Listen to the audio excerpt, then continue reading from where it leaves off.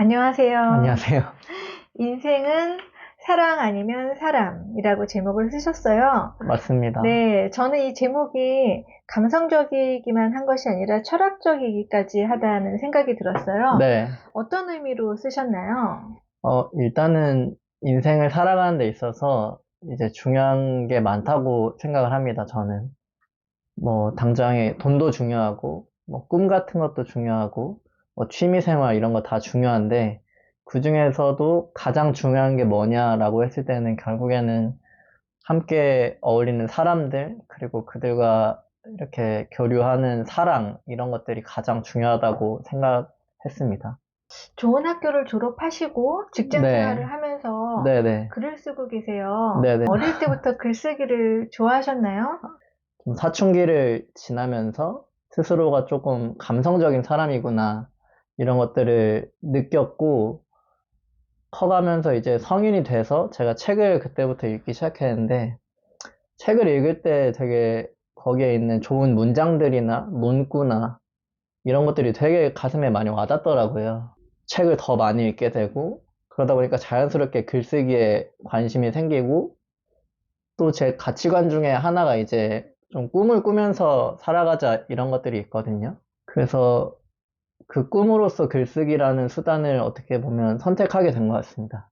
그리고 이제 하다 보니까 저한테 또 적성이 또 맞다라고 생각이 들어서 잘 고른 것 같습니다.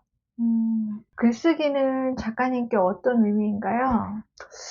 글쓰기는 사실 뭐 한마디로 표현하기 어렵고 앞으로도 제가 글을 왜 쓰냐, 글 쓰는 게 왜 좋냐라고 물어보면 대답이 뭐 그때그때 달라질 수도 있을 것 같지만 어찌됐든 지금 생각하기에는 글을 씀으로써 좀 자유로움을 느끼는 것 같아요. 사실 한 개인으로서 인간으로서 누구를 만나든 어디서든 자유롭기가 쉽지 않잖아요. 글을 쓸 때만큼은 또 글 쓴 저의 어떤 결과물을 볼 때만큼은 제가 좀 자유로울 수 있구나. 내가 할 수 있는 이야기, 내 마음을 표현할 수 있구나 라는 생각이 들어서 그게 이제 지금으로선 글 쓰는 좀 가장 큰 이유가 아닐까 싶습니다. 저희 채널은 학부모 독자들도 좀 있어요. 네. 공부를 잘하신 비결 좀 알려주세요. 사실 자꾸 이렇게 사심이 들어간 질문입니다. 이게 아이를 좀 키우다 보니. 부끄러운 게 네. 제가 그래도 공부를 잘한 편이지만 또 막 엄청 잘한 건 아니거든요. 그래서 공부를 잘한 노하우에 대해서 말한다는 것 자체가 좀 부끄러운 일이긴 한데 생각을 해보면 어, 첫 번째는 좀 당연한 얘기지만 책상에 있는 거를 저는 어려워하지 않는 것 같아요. 음, 오랫동안 앉아 있어도 뭐 지루하지 않고 집중할 수 있고 이런 성향을 조금 타고났고 두 번째는 하나에 이제 집중을 하면 그거를 꾸준히 하는 스타일인 것 같습니다. 사실 중학교 1학년 때부터 공부를 본격적으로 했는데 그때는 성적이 그렇게 좋은 건 아니었어요. 근데 제 기대치는 더 높았고 그 차이에 대해서 제가 조금 좌절을 맛봤다가 조금 점차점차 이렇게 꾸준히 공부를 하면서 실력을 늘렸고 어찌됐든 책상에 오래 앉아 있고 그거를 꾸준히 할 수 있는 성향 자체가 좀 공부를 그래도 어느 정도 할 수 있었던 비결인 것 같습니다.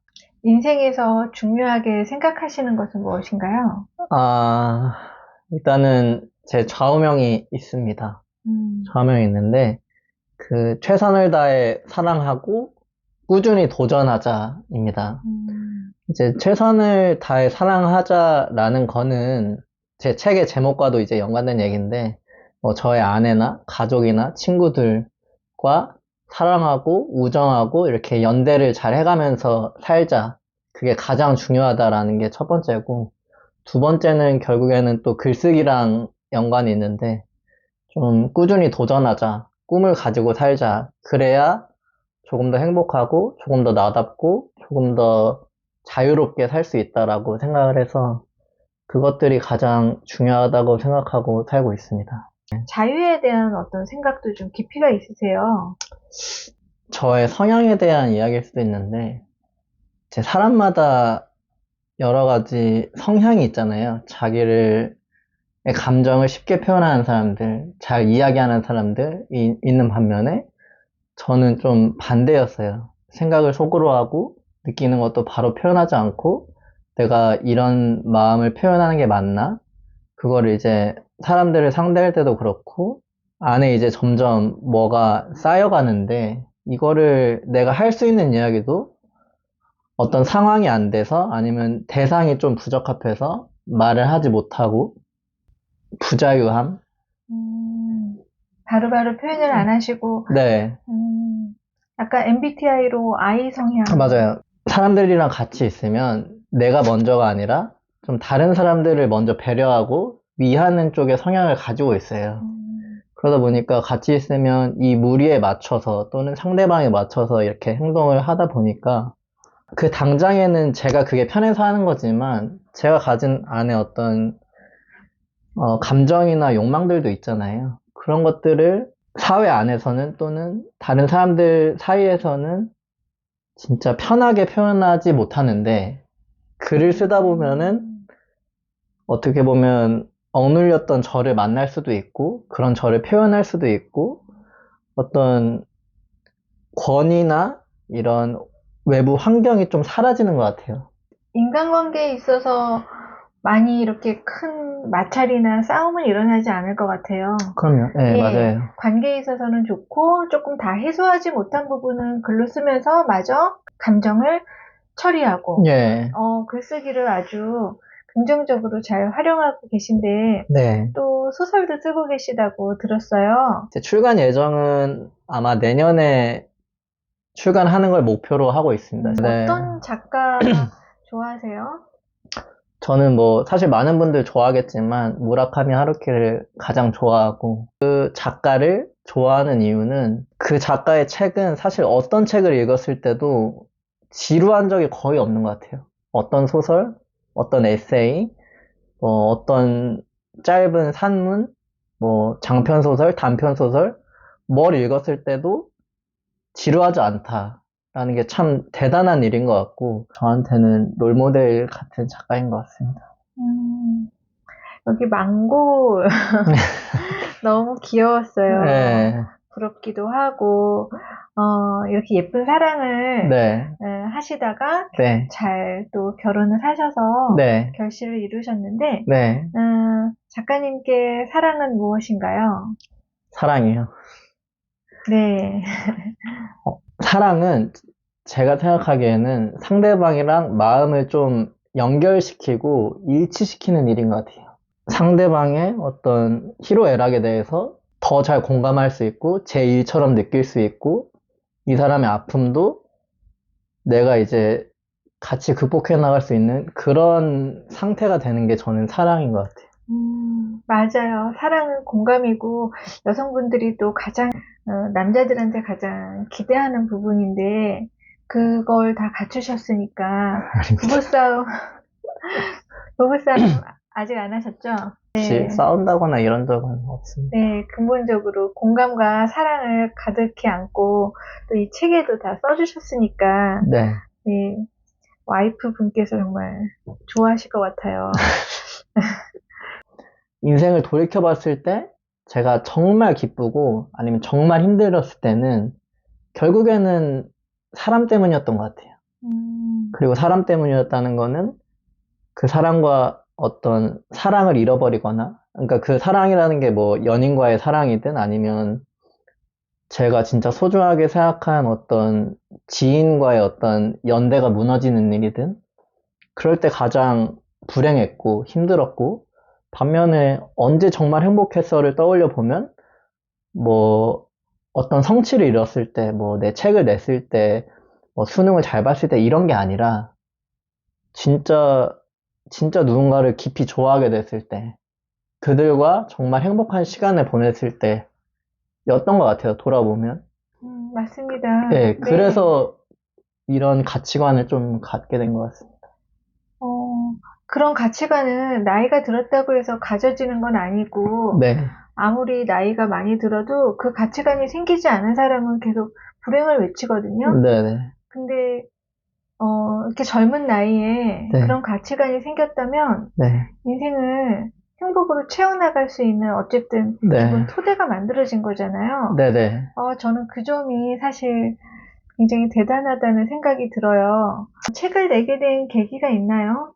책을 내자 해서 이제 글을 쓴 게 아니고, 글을 쓰고 싶어서 글을 쓰기 시작했고, 앞서 제가 어떤 저의 특징을 설명한 것 중에 이제 꾸준함이라는 게 있잖아요. 그래서, 그러면은 한 달에 2편씩 글을 쓰자라고 했고, 2편씩 이제 글을 쓰다 보니까, 제가 이제 브런치라는 글쓰기 플랫폼을 가지고 있고, 그렇게 글쓰기 시작했는데, 거기에 이제 글들이 쌓이는 거예요. 글들이 쌓이고, 구독자가 늘고, 그러다 보니까 재밌고, 그래서 한 달에 2편씩 글 쓰는 거 이제 꾸준히 1년, 2년 하다 보니까, 글의 꼭지 개수가 한 3, 40개가 되더라고요. 인스타에 보니까 필사를 계속 하시더라고요. 네. 그렇게 꾸준히 계속 하시는 이유가 있나요? 첫 번째는 필사하는 게 되게 저한테는 기쁨이에요. 기쁨이란 게 뭐냐면, 아까 이제 말씀드린 것처럼 저는 좋은 문장이나 문구나 이런 것들을 보면 뭔가 가슴이 울리고 좋거든요. 그래서 그런 것들을 손으로 뭐 연필로 사각사각 이렇게 적다 보면 마음이 되게 차분해져요. 명상하는 것처럼. 또는 이제 잡념이 사라지고 마음이 이제 정갈해지는 기분이 들고, 두 번째로는 필사하는 이유는 사실 글을 더 잘 쓰기 위함이에요.